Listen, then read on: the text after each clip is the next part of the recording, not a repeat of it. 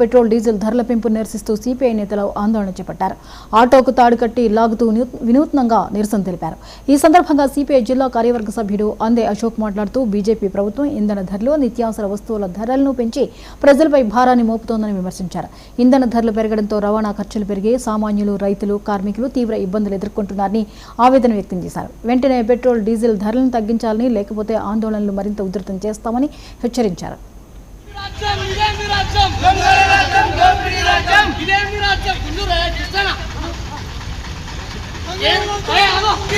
Petrol diesel ధరలు వెంటనే తగ్గించాలి. ఇదేమి రాజ్యం, ఇదేమి రాజ్యం, దొంగల రాజ్యం, దోపిడీ రాజ్యం, ఇదేమి రాజ్యం, ఇదేమి రాజ్యం, దొంగల రాజ్యం, దోపిడీ రాజ్యం. కేంద్ర ప్రభుత్వ ప్రజా వ్యతిరేక విధానాలు నశించాలి. కేంద్ర ప్రభుత్వ ప్రజా వ్యతిరేక విధానాలు నశించాలి.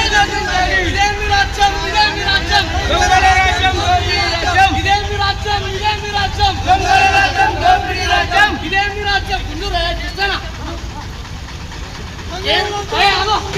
పెట్రోల్ డీజిల్ ధరలు వెంటనే తగ్గించాలి. ఇదేమి రాజ్యం, ఇదేమి రాజ్యం, దొంగల రాజ్యం, దోపిడీ రాజ్యం, ఇదేమి రాజ్యం, ఇదేమి రాజ్యం, దొంగల రాజ్యం, దోపిడీ రాజ్యం. కేంద్ర ప్రభుత్వ ప్రజా వ్యతిరేక విధానాలు నశించాలి. కేంద్ర ప్రభుత్వ దేశంలో నరేంద్ర మోడీ అధికారంలోకి వచ్చి 13 సంవత్సరాలు కావస్తా ఉంది. ఈ 13 సంవత్సరాల బీజేపీ పరిపాలనలో అనేక సార్లు పెట్రోల్, డీజిల్, వంట గ్యాస్ ధరలు, నిత్యావసర సరుకుల ధరలు విపరీతంగా పెంచి పేద, మధ్యతరగతి, సామాన్య ప్రజలు ఈరోజు బతకలేనటువంటి దుస్థితి తీసుకొచ్చింది కేంద్రంలో నరేంద్ర మోడీ. చమురు ధరలు విపరీతంగా పెంచుతూ ఉన్నారు. మరియు పేద, మధ్యతరగతి, సామాన్య ప్రజలకు ఒక నిత్య సరుకు లెక్క పెట్రోల్, డీజిల్ వాడుతూ ఉంటారు. ఆటోలు కానీ, ట్రాక్టర్లు కానీ, ద్విచక్ర వాహనాలు కానీ, ఇతర వాహనాలు కానీ పెట్రోల్, డీజిల్ తోటే నడిచేటువంటి పరిస్థితి ఉంది. మరియు ఇరాన్, అమెరికా యుద్ధం సాకుతోటి చమురు ధరలు పెంచుతున్న ఉన్న కారణంతో విపరీతంగా కూడా చాలా భారం మోపుతూ ఉన్నది.